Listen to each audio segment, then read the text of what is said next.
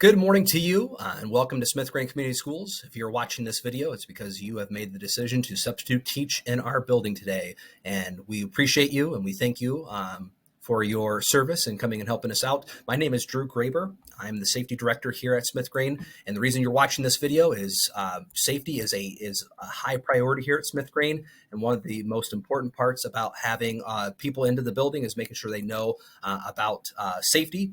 So this is a required video training that our substitute teachers will watch at the one time at the beginning of the school year, and then one time at the beginning of the calendar year. So there's a good chance that this is either your first or second time that you have to watch this video. So I'll keep it really short and concise. We're going to go over a couple different items, things in the classroom, how to use the classroom phone, some emergency procedures, and then also some chain of command in case something were to happen and who to reach out to and for support that way. So as far as classroom items, every classroom has a red safety binder that has our safety plan and a couple other things like an updated attendance sheet, as well as some fire drill signs that you'll need to use in case there's a fire drill or an emergency that way that you can use in the event of an emergency. And those should be outlined in your sub plans and should be right next to your sub plans, whether you're in an elementary classroom or a junior senior high classroom.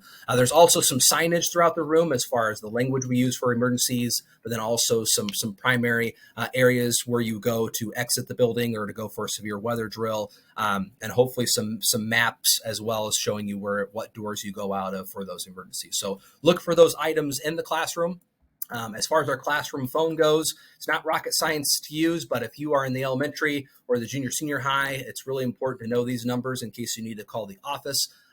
You don't have to memorize these, but they should be posted by the phone. That way, if you do need to make any outgoing calls, you dial 7 and then 1 and then the rest of the number, and then that will take you to any outgoing calls that if you need to make from the classroom phone. If there's an emergency and you need to get out a bigger alert to the entire half of the building, we do have building codes that are on the outside or inside of the phone in case a really big emergency you need to alert everyone. You can use that, but hopefully you do not have to use that. But just wanted to let you know about that. Our emergency procedures for evacuations, like a fire drill or a fire emergency, if the fire alarm goes off, instead of leaving the room and going out your evacuation, you actually will hold in your rooms, almost like a lockdown drill.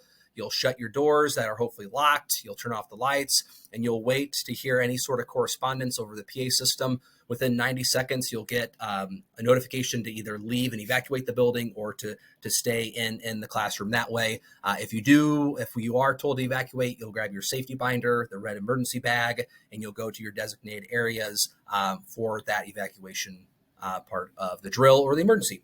We also have shelter in place, which is if we have a severe weather situation, we'll come over the intercom and prime you. And if needed, we'll have you go to certain evacuation sites, or not evacuation sites, shelter in place sites to be safe in case of some really bad weather.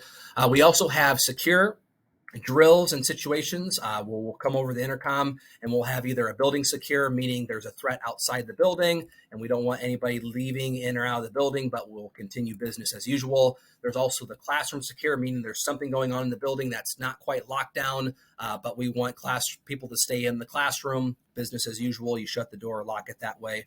So those are different secure drills. Then we have the big one. We have the lockdown drill. There's something really bad going in the building. We'll put the building on lockdown through the PA system. Doors shut, lights are off. It's complete silence. The students know this. You get out of the line of sight of the classroom door window as quickly and quietly as you can.